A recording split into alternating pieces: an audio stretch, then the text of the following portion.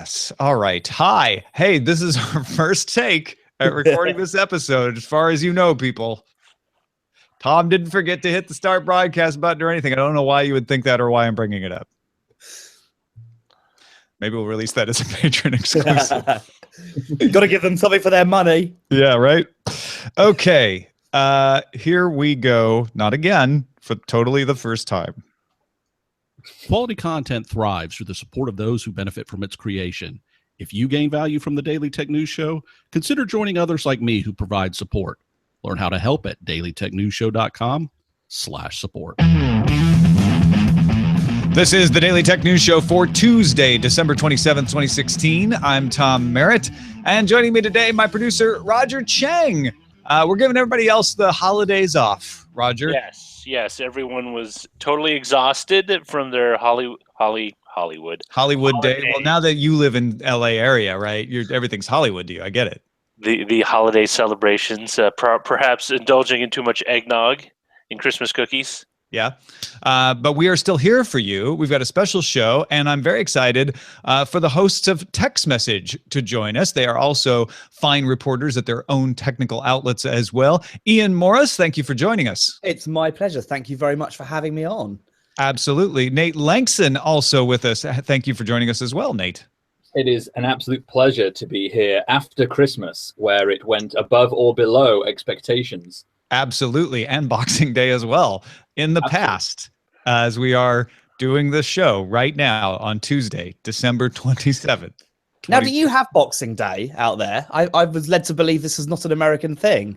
It's kind of started to raise consciousness, but it's more of a like, hey, you know, today's Boxing Day. Oh, really? What does that mean? Not really something that's celebrated. I feel like Day. Yeah, exactly. I think we should make it our revenge for us having Black Friday now. So you have to suffer through Boxing Day or whatever it means, but no one knows anyway. Before we get into the main topic of today, is there anything particular about Boxing Day that we must do for it to be, you know, to be shown to have caught on? If you really want to follow the British model, you just get drunk. Yes. I was going to say get hammered. That's basically the routine. I think we could do that here. Yeah. I mean, this is the Alcoholic Republic, as one person about it. So we'll look into that. All right. What we're going to do for you today, though, is underrated stories of 2016. If you've been following Daily Tech News Show, you know that we were asking for these from the audience earlier in the month. And the idea is that when you listen to wrap-ups of 2016, what's that? I think... from the audience earlier in the month, and the idea. I'm hearing myself back to myself. That's what's going on there. Not sure where that came from. So, I think that what we're gonna do is cut that out of the audio version. The video version, people get to keep it. So for 2016, you know that all the wrap-up shows are going to say. Note 7's exploding, Netflix expanding worldwide, net neutrality battles in India and the United States and parts of Africa, Brexit's effect on tech. All of that stuff is going to be in there. But what are the stories that aren't going to be in there that you think are important, that you think maybe are not getting enough attention? That's what we're going to talk about. We have some great messages from folks in our audience who emailed us. And first of all, apologies to everyone who doesn't get on the show. We got more emails than we have time to read. So we tried to pick a representative sample there covering lots of different items, but we did read every one of them and we appreciate them very much. Let's start though with our hosts. Nate, what do you think is the most underrated story of 2016? Well, I've been thinking about a few things that I would consider the most underrated story of the year, but the one that I picked because it's the one I keep coming back to in other conversations is the concept of 4K. This was meant to be, by many people's standards, the thing of 2016, you know, the year that 4K became big, and for several really good reasons. You know, one, Netflix, just huge amounts of original content, tons and tons of new shows. It seems every time you load Netflix, there's another new original on there. All of that's shot in 4K. You've got the same happening with Amazon's original stuff. You've got games consoles coming out that are supporting 4K. Games like Gears of War on PC gaming, you know, all in 4K. You've got streaming, you've got 4K Blu-ray. And yet somehow it still seems to be terrible. and hasn't really fully caught on. You know, if it's streaming quality, it's not good enough, and if it's Blu-ray or something that is good quality, it's not widespread enough, or people haven't bought a 4K Blu-ray player because they don't care. And the consoles are sort of kind of being announced but not really released, and the games aren't good enough, and it just feels to me like, you know, this is a year that we should have said it was 4K's year. And yet somehow now we're saying, oh, that'll be 2017, or maybe we'll bundle that in with HDR video, and that'll be the 2018 sort of thing. And that to me is the underrated story, because it just feels like we should have been there this year, and somehow we're not. Do you include HDR in that? Because I know there's someone out there screaming like, well, 4K isn't very good, but 4K HDR is. No, I don't. To me, HDR is a separate thing. You know, we are purely talking here the resolution, the much bigger resolution of picture. You know, no HDR or anything to do with that at all. Just purely big image stuff. It just doesn't seem to be here. And after everything that happened with 3D, we were sort of thinking, well, 3D was terrible. That was an awful idea. And whose idea was that? And let's put that on the back burner and move on. And 4K was supposed to be the thing that we moved on to, where we could say, okay, you sit someone in front of it, they get it. It's more social. You don't have to wear stupid glasses for it. This is the thing. And this will be the year, because, you know, broadband penetration is high enough, and they've got Netflix putting loads of stuff out there. But it isn't. And I don't really know fully why it isn't, because all the component pieces are in place. Even the TVs are now relatively affordable as an upgrade idea. So it's not even that people can't necessarily go out and get a bargain of a 4K TV on Black Friday. They could have, and it would have been a good opportunity. And I'm one of the people that said, you know what, I'm going to buy a 4K TV, and I've got one, and I can tell you the 3 things I've watched in 4K on it. One of it was The Martian, the other was The Grand Tour, and another one was Stranger Things, and that's it. And the fact that I can count all the 4K content I've watched this year on one hand without even needing to use all of my fingers is a sign that something is missing. So that's my underrated story. At least you didn't forget what they were, because they were so non-significant.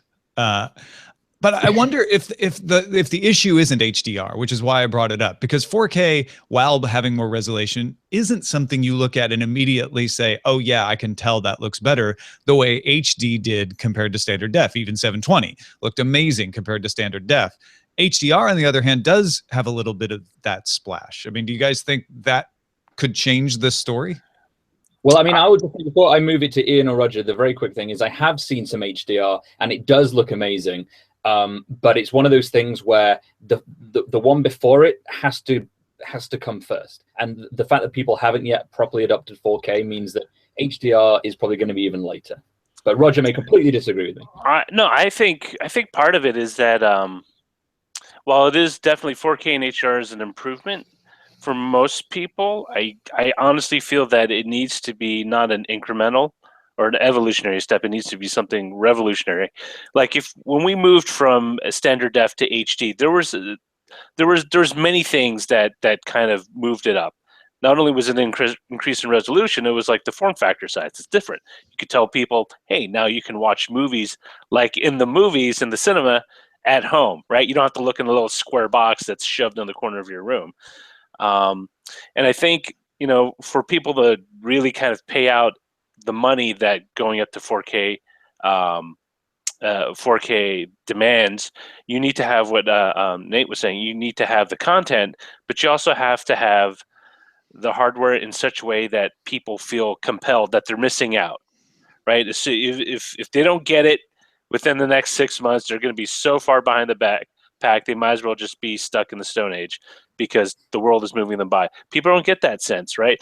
People, even though Blu-ray adoption has increased over the past 5-6 years, it wasn't the same shift as when we moved from VHS to DVD, where you saw like people like, oh, I'm going to rebuy my entire library to take advantage of this new format. Because for most people, what they had was just fine, right? It suited the purpose for what they needed, and it didn't necessarily give them a sense that, yeah, this is a super big jump in quality, in experience. Really, when people talk about quality and resolution and things like visual fidelity, it needs to be an experience where it says, yeah, I'm willing to pay that. And that's why some people are suggesting that the real jump is 8K, not 4K, Where when we move to an 8K screen, we move to 8K resolution, people are going to say, well, no, that's the money, right? That's where I'm going to blow $10,000 to be the first one at Best Buy or whatever electronics store, so I can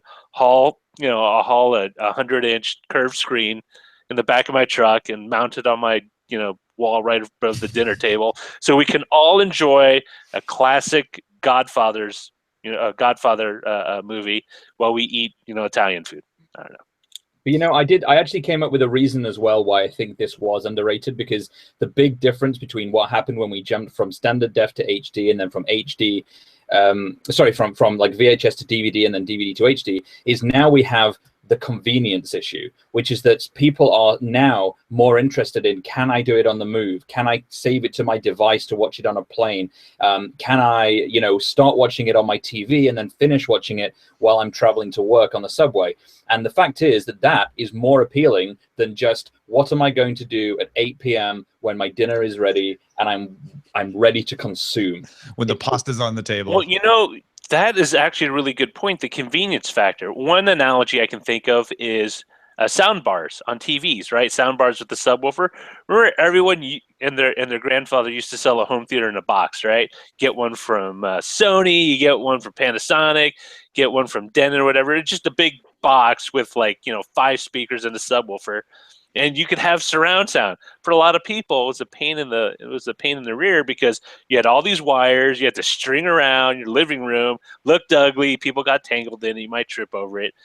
You could never really get the placement right, because you need something to put the speakers on. If you don't have speaker stands, you need a shelf or some way to mount it. And soundbar, for most people, it's like, well, look, it's not true surround sound, but it gets me 80% of the way there. I get a sound bar that covers my left, right, and my center channel, and I get a subwoofer that does the boom when things explode. I'm happy. I don't need it. It's convenient, right? It's one plug. I plug it into the wall and I plug it into the TV. I'm done. And for many people, I think there's just too many hurdles to go through. You need a TV. You need the content.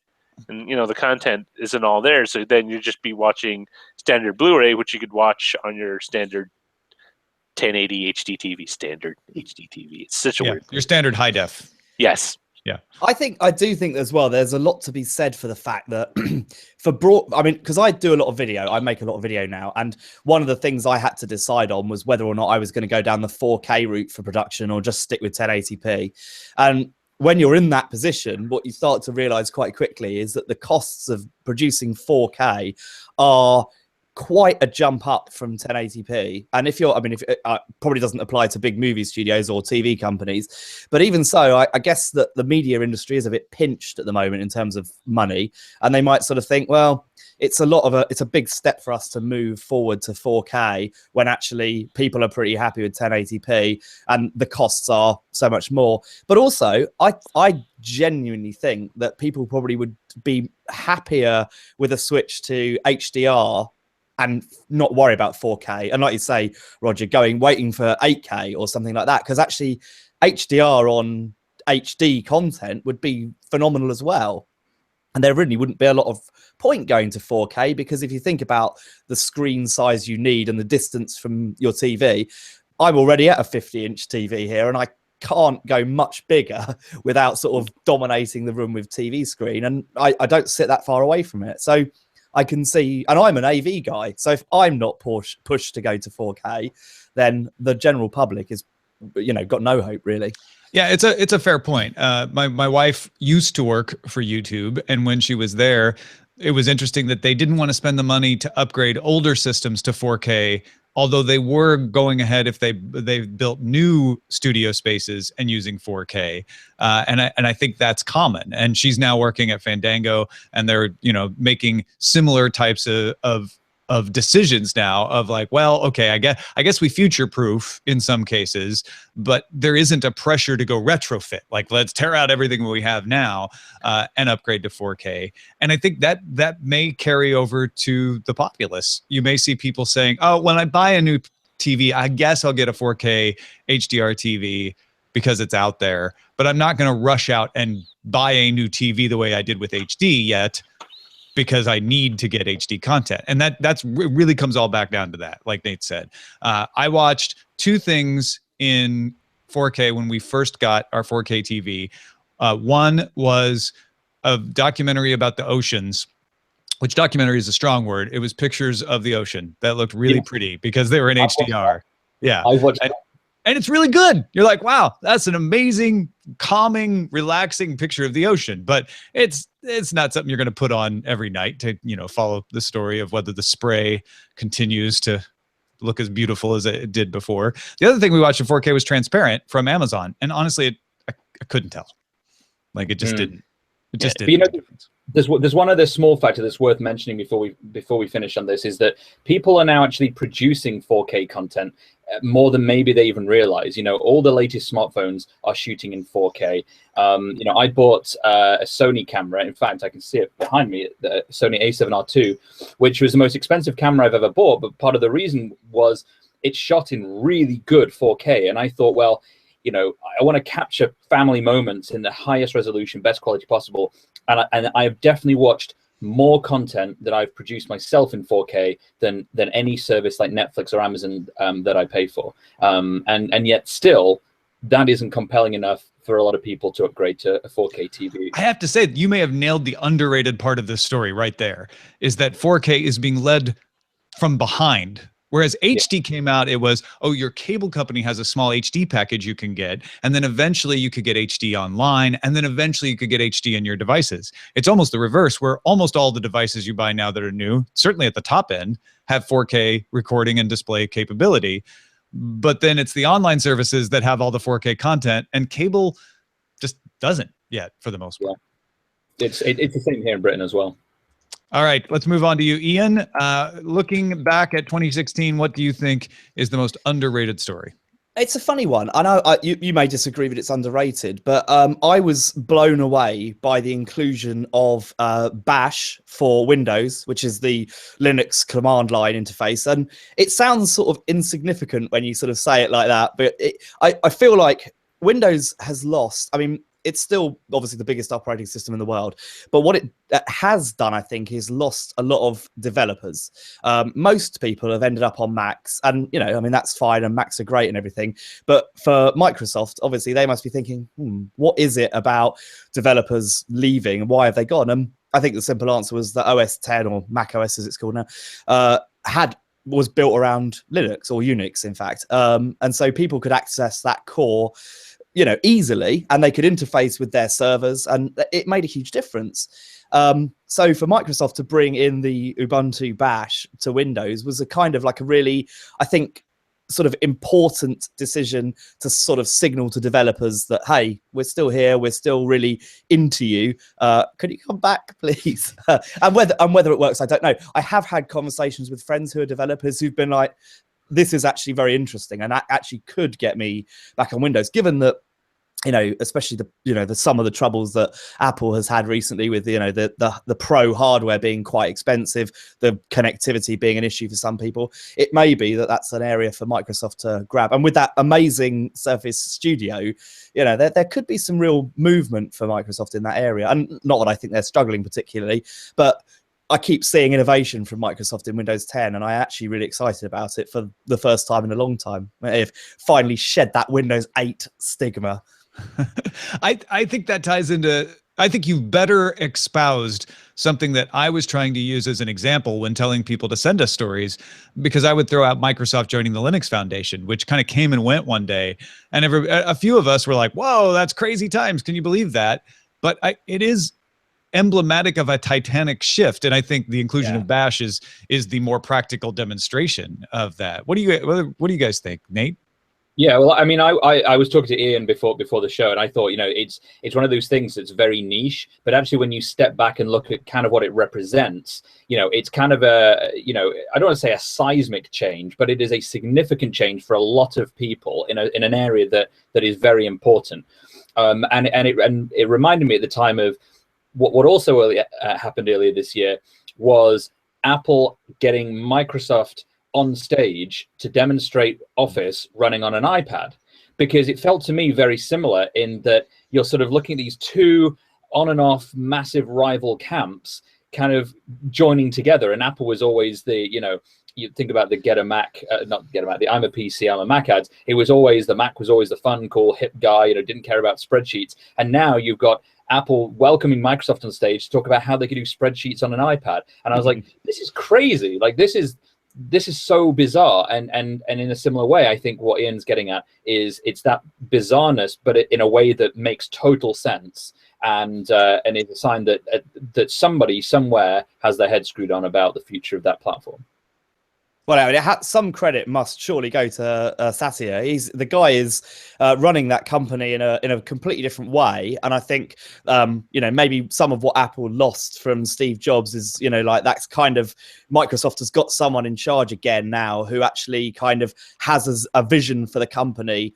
And Ballmer was okay, but he had all that baggage from being around for so long and that developers thing, which is ironically what we're talking companies about. over Linux and calling Linux Eve a cancer, I think is what he said. So yeah, he had tunnel vision. He had definitely tunnel. I think one of the most interesting things is that it's kind of, in many ways, kind of a de-siloing effect of these companies where they're like, well, we really can exist as our own island unto ourselves and expect the market to remain the same way as it has over the past 2 decades, and so what you're seeing is they're reaching across the aisle, so to speak, to use a political term, and you notice it's not wholesale. It's just bits and little bits here and there, strategic, but not necessarily a wholesale of, okay, we're just going to be one giant happy family. They're still going to have disagreements.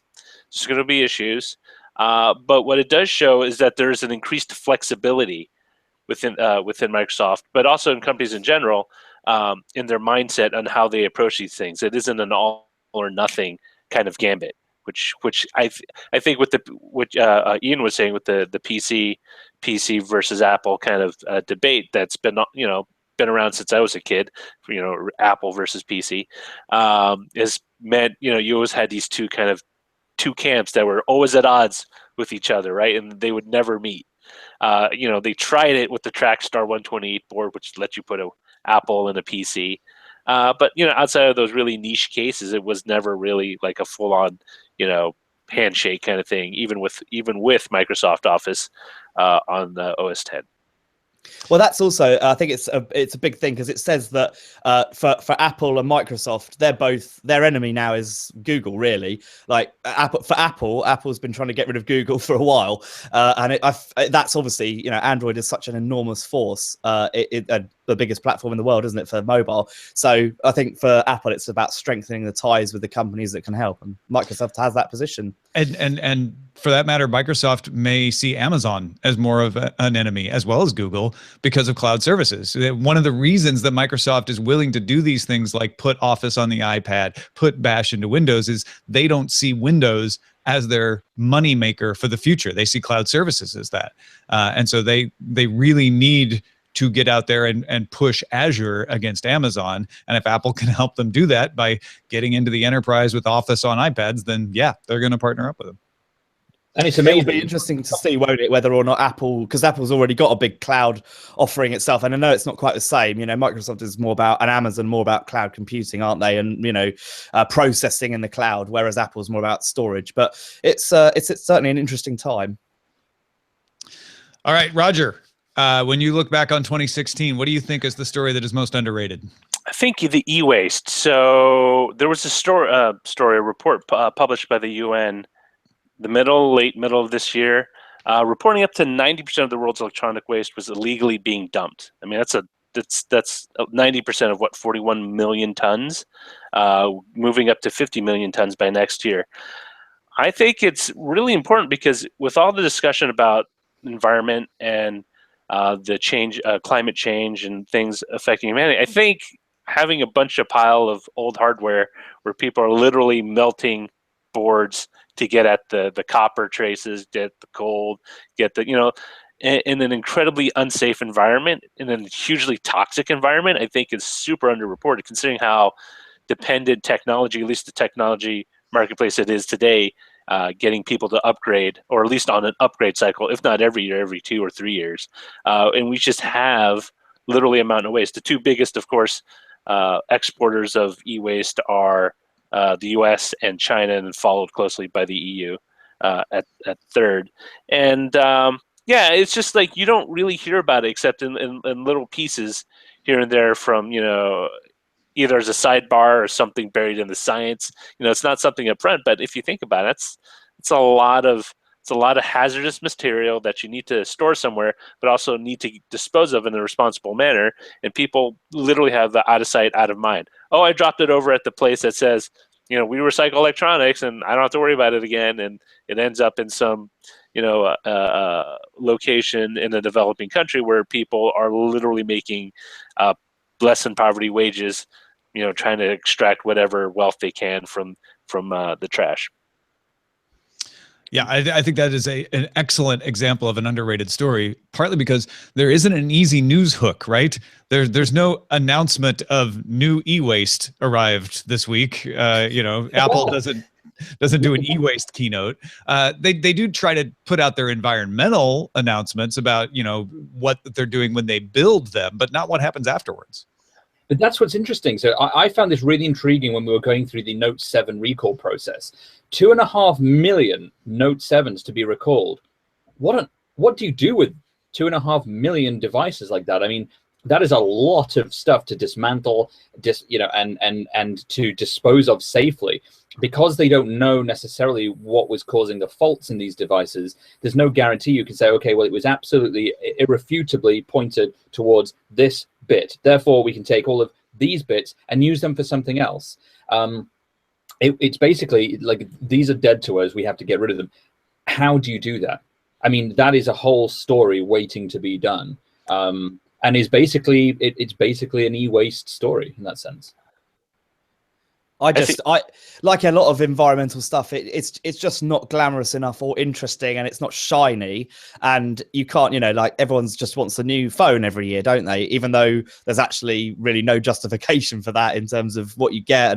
And like a lot of things, it's just somebody else's problem, isn't it? It's something we ship off and don't think about again. And eventually it will come around. I mean, it's, whether it's that, that giant plastic circle of garbage that circles the Pacific that ends up on the shores of Hawaii. If you ever see pictures of it, it's pretty disheartening. You have birds, sea animals, including turtles and other endangered species, being caught up in it, and it does have an impact. And it's, it speaks to a larger issue, not just waste, but exactly when we produce and consume.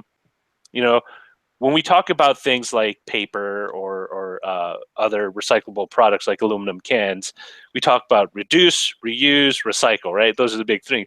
But so far, all companies have really talked about is recycling. They really haven't talked about reducing other than energy usage, right? They haven't talked, well, we're going to use 10% less glass. So it's like, oh, we used a lot more aluminum this time. We used a lot more blah, blah, blah.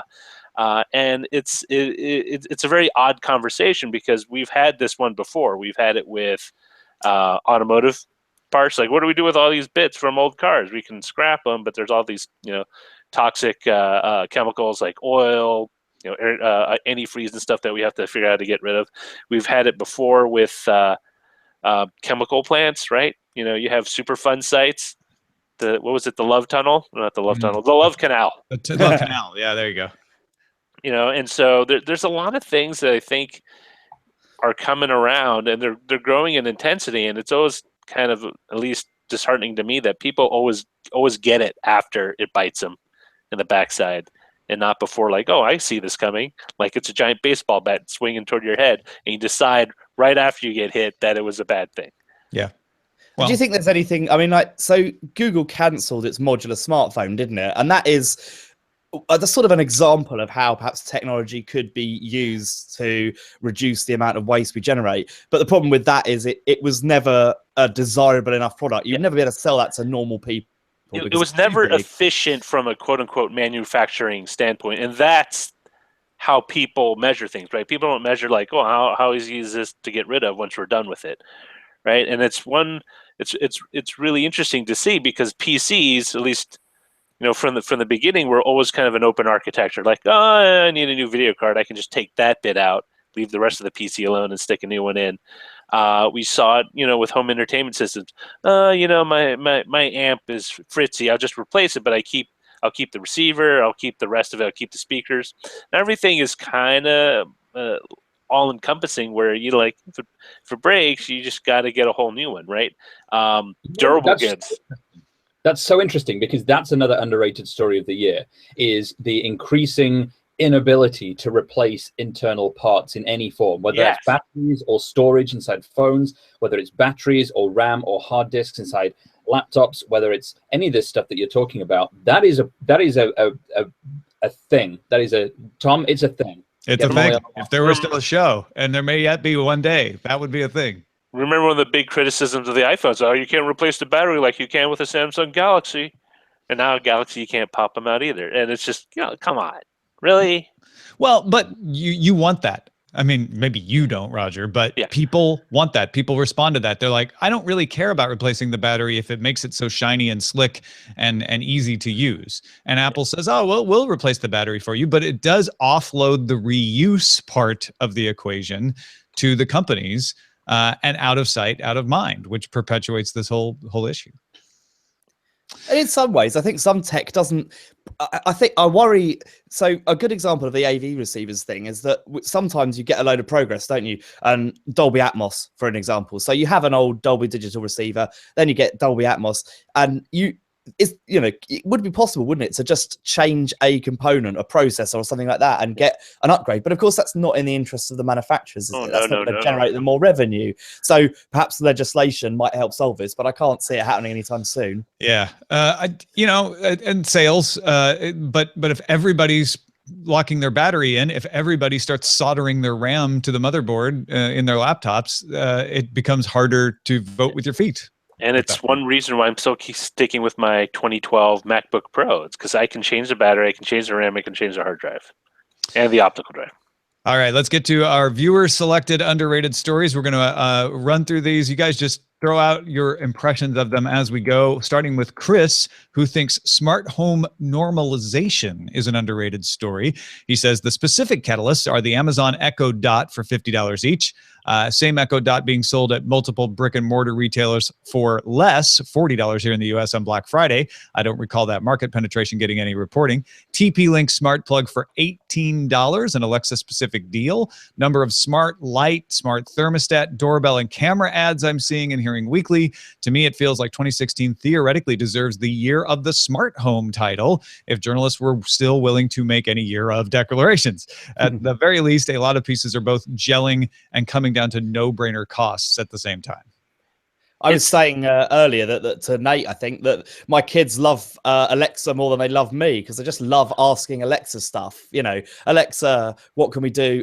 Alexa's careful saying her name out loud on the show, because it does trip a bunch of people's actual. This is what I was going to say. Mine just went off. I haven't connected to my computer. I can hear her talking to me. Fortunately, she didn't start a Spotify playlist that time. So yes, we won't say the name. Amazon Voice Services, if you. Well, it's interesting because I think when people think of home automation, they think of the Jetsons. They think of, they think of this kind of grandiose, all-encompassing house that literally welcomes you as soon as you step foot through the front door, and then basically coddles you like a cybernetic, mother. It's like, oh, your food's ready, your bath is ready, And what's happening is that people are kind of a la carting their smart home, right? Oh, these are the things I want smart. I want my lights to be smart, right? Oh, I want my thermostat, my Nest to be smart, because I need to have the temperature adjusted, so it saves money, but at the same time keep the house comfortable. Bit by bit, they're just putting in the pieces, yeah. And eventually, I think what you'll see, and this is the big jump, is then when homes automatically just feature that right when you go into a new construction or a condo or a townhouse. I'm starting to see, we occasionally pop into houses that are in our neighborhood, and there's a ton of them that do open houses. I'm seeing Nest thermostats. I haven't seen an Amazon Dot or an Echo in any of them yet, but that is becoming a thing for sure. All right, let's get to our next one here from Philip and Desmond. Philip says, I think that while VR and AR were certainly not shy stories this year, I feel like too much of the coverage was about relatively shallow advancements, like how they will change amusement or minor convenience. Not enough time was spent diving deep into them and thinking further ahead in very good, say helping disabled people, and possibly very bad, privacy issues, criminal activity. Lip service was given to these deeper issues, but the bulk of all the coverage was on very short-term effects.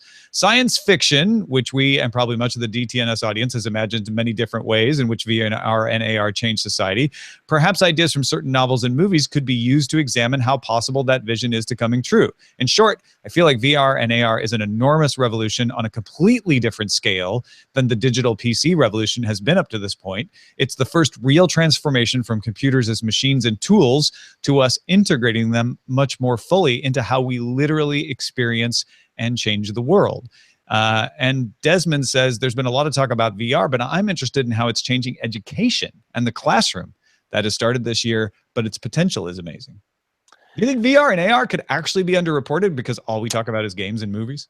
I think it might be. I think other aspects of it are underreported, right? Because what we were saying before, people, you want to hook, and people are hooked by flashy amusements. They want to be entertained. They want to have a life-changing experience. I think what we see with what we will see how VR and AR actually change the world has yet to come. I think we can kind of posit ideas, but I think there's going to be a girl or a boy out there who finds a use for it that no one really thought of initially as a way to kind of use that technology to the fullest, right? For the longest time, we've always kind of interfaced this technology as a user interface experience, right? How do I interface with the internet? How do I interface with the virtual world? When it should be like, how will I interface with the real world using this technology, right? Yeah, flip as it we on go its between, people have these fantastic ideas of surgeons operating literally halfway across the world using robotic arms, but they'll interact with them through VR, and they'll be able to perform a surgery, say in Japan, all the way from Britain or New York or wherever, without physically having to be there, which would be a boon to medical advancement, because now you're not needing to fly someone to a specific location to receive a specific type of healthcare. Well, that was going to be my response to this. Is that, to me, VR and AR have never been massively appealing in terms of gaming or entertainment, because I find them still either a little bit too antisocial for what I'm trying to do, or they involve too much movement, which is, I know it sounds idle, but I don't sit at a desk in order to spin around quite a lot. And some of the most interesting advancements in VR and AR that are definitely going underreported are what's taking place in the medical world. There are airlines that have used Oculus systems to help people who have a fear of flying. They put them in these very immersive scenarios where they're, quote unquote, transported to a very different place, and where they feel calm and relaxed and at home. It allows them to sort of remove themselves a little bit from that feeling of being on a plane. The next step of that would be for the device to know when it's moving up and down, and so it can sort of simulate something in your vision that you don't feel is because of a plane. It's because you're on the back of a train or something a bit more calming. Similarly, these things have been used for a long time in treating things like post-traumatic stress. People returning from battlefields and having, terrible experiences that are being relived, and they're trying to get over that or deal with agoraphobia or dealing with panic attacks, things like that. Again, these systems are perfectly tuned, and they don't have to be graphically intense. They just have to trigger something in the patient that they want to, deal with, if you like. And that is, an enormous field that's actually been in development for quite a long time now.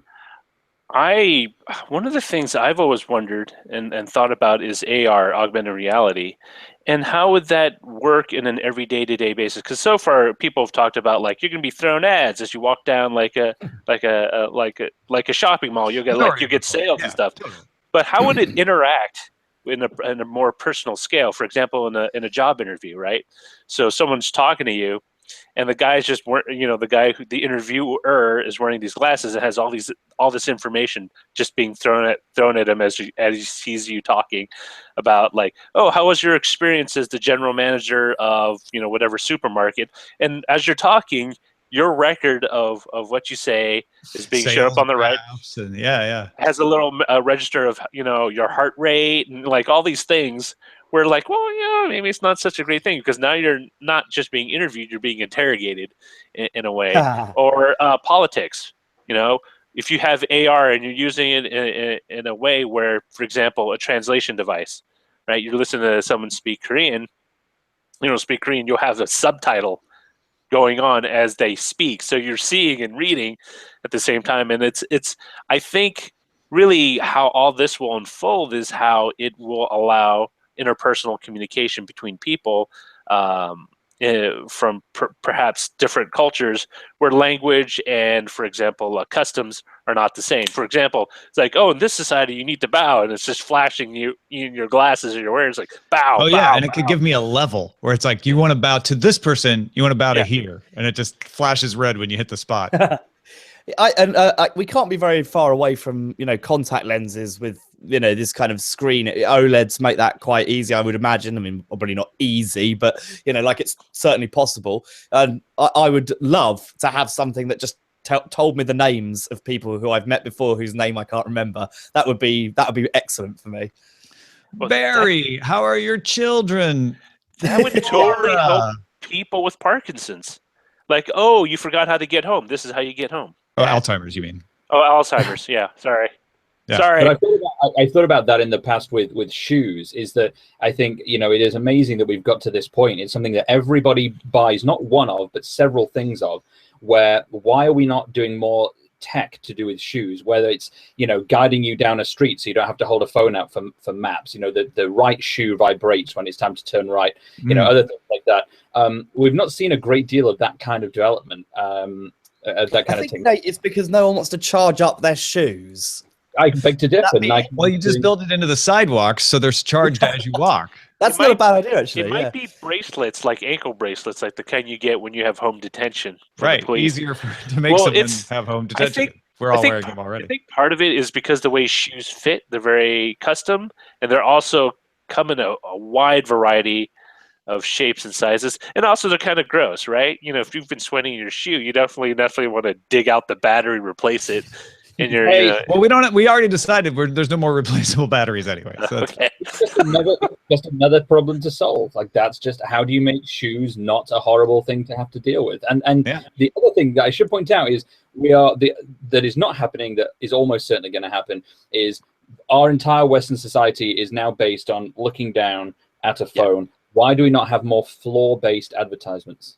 You'll see it. You'll see it. Yeah. That's one for the predictions episode. Jonathan from Houston doesn't think that enough people covered the Hear One wireless earbuds at hearplus.me.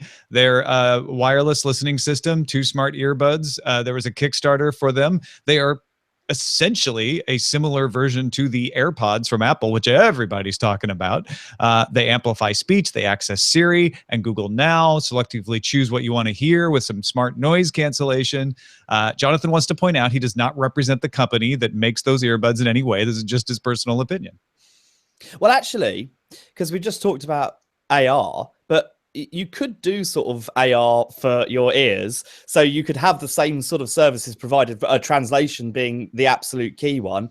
Information. I tend to walk around. If I don't know where I'm going, I'll have Spotify playing music and Google will tell me where to go.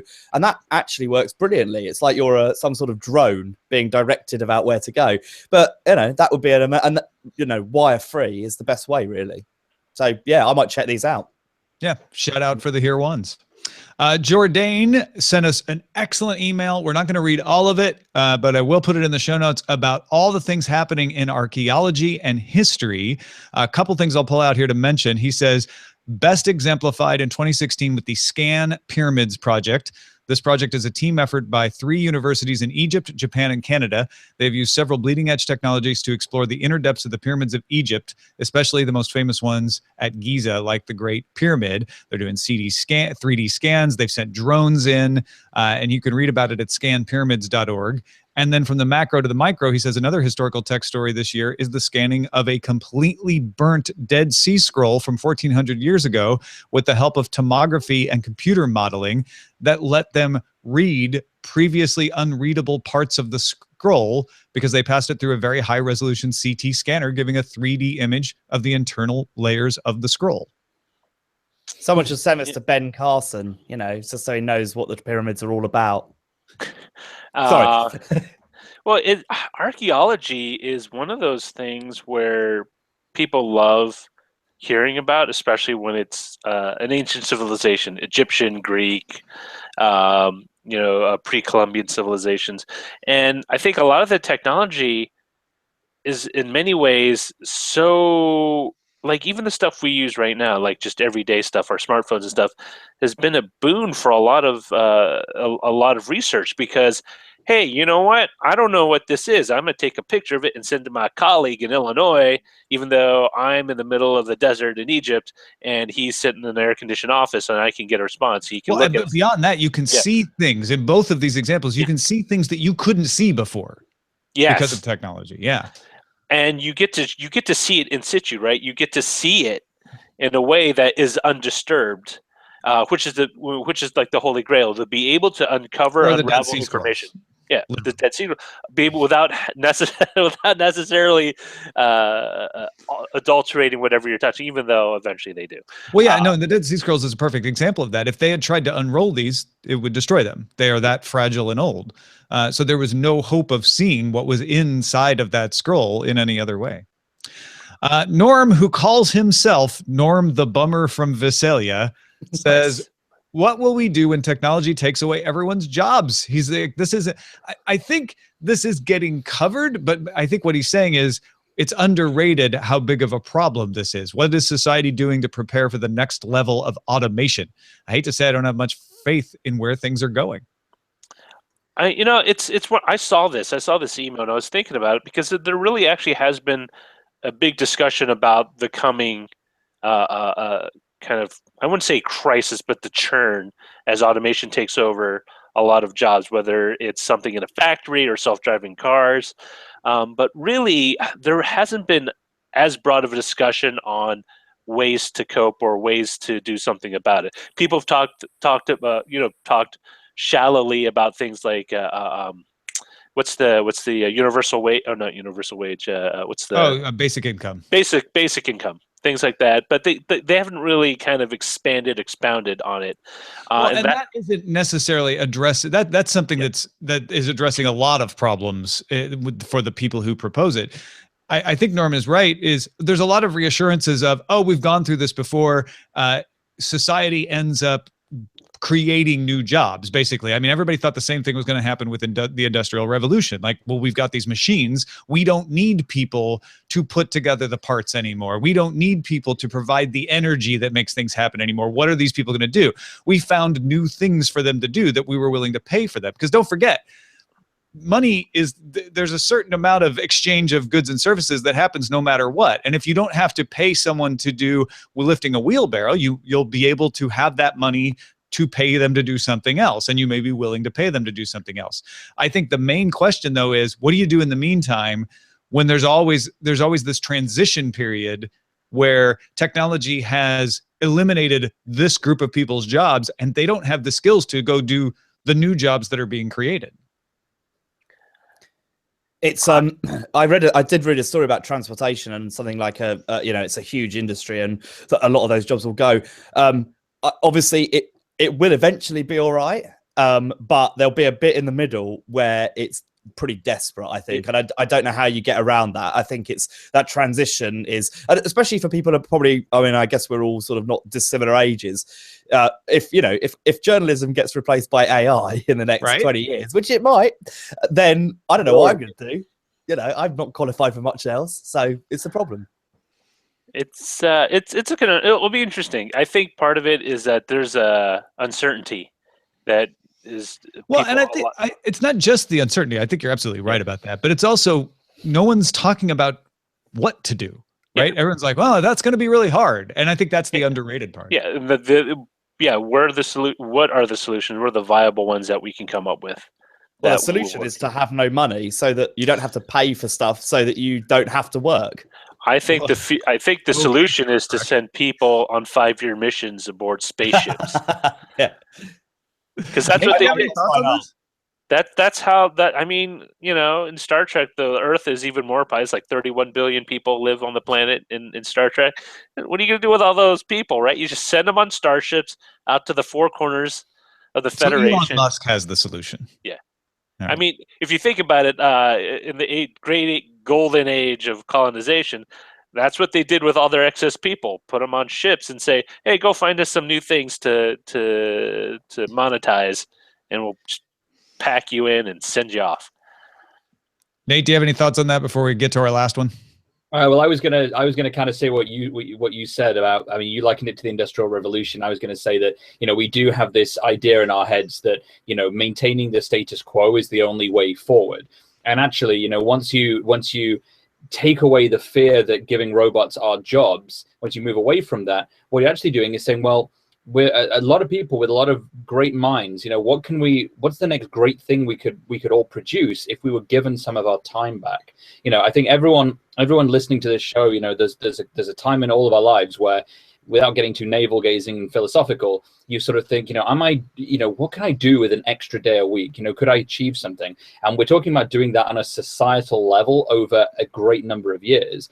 And actually, that's more exciting to me than anything else. But I think you hit it on the head by giving a real example. That's basically what happened in the Industrial Revolution. It's why we have computers now. Finally, Michael Kepper says one story that's underrated and seldom talked about is how public libraries are pivoting into new technologies.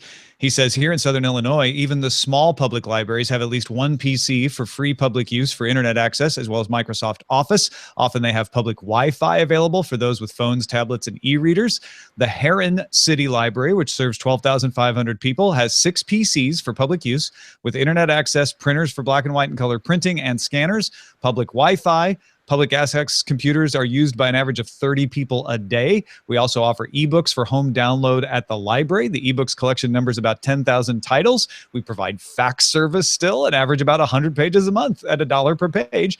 And even the smallest libraries are finding ebooks to be more affordable and are joining consortiums which help them offer free ebooks to their communities. Public libraries are a free option for those who can't afford the devices and do or do not have internet access at home. He says, I was the director of the Heron City Library for 23 years and a librarian for 43 years. I've seen many changes in the library profession since 1972, mostly in the area of technology. I'm retired now, but I still volunteer at the Heron City Library.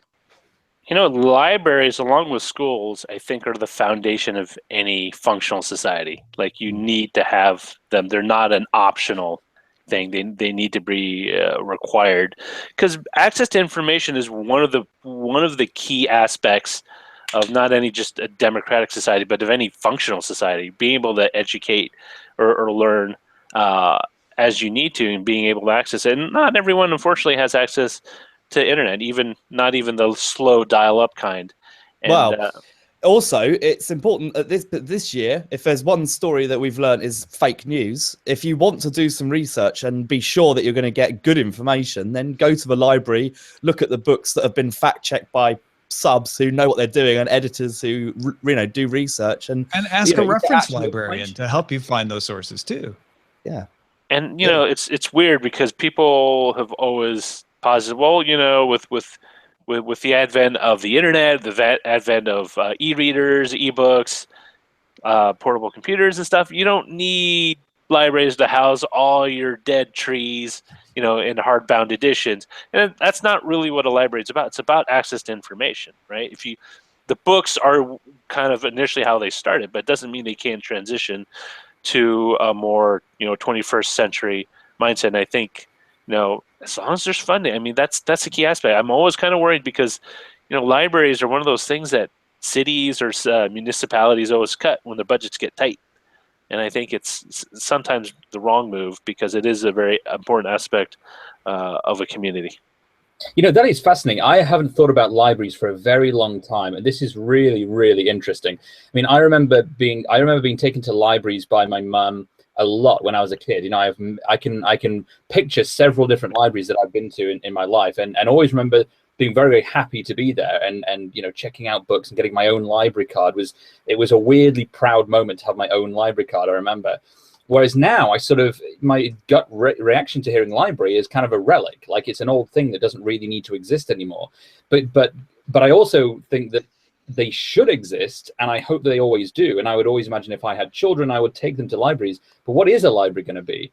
And if it was the place where you could get information, maybe in future they're the place where you get some semblance of truth. You know, if information is everywhere, but you don't know which bit of information is accurate or correct or believable, a library or somewhere you can go is a place where they've verified some of that stuff and you can get some answers. They're also serving as maker spaces in a lot of places, like helping people get access to 3D printers and stuff like that. So there's all kinds of things that can be done. Thank you, Michael, for sending that. And thanks to every single person who sent us, whether we read your email here or not. We really appreciate getting those insights. Like I said, they do stick in our brain and they may bubble up somewhere else at some time. Also, big thanks to you guys for joining us. Let folks know not only where they can find text message, of course, but where they can find your other fine work, starting with you, Nate. Yeah, well, text message is a podcast that Ian and I do every week. It's most easily accessible by going to techpodcast.uk.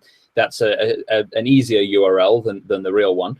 And I am at Nate Lanxon on Twitter, which you can find the spelling of that on techpodcast.uk most easily. Ian, what about yourself? Yeah, you know, I'm on Twitter, Ian Morris. I'm a number 7. I'm a number 8, which is a brilliant username, obviously, but they're all gone, aren't they? Especially when Nate's all right because no one's got his name, but there's loads of Ian Morrises in the world, and all of them cleverer than me. And I'm on Forbes a lot as well. /sites/Ian Morris, something like that. You can Google it. Check it out. Go take a look. Roger Chang, what about you? You can follow me at Jolly Roger on Twitter. I don't have much else at the moment. Or you can find me on Facebook eventually. All right, folks. Thank you again for sending in your suggestions, for listening, for supporting the show.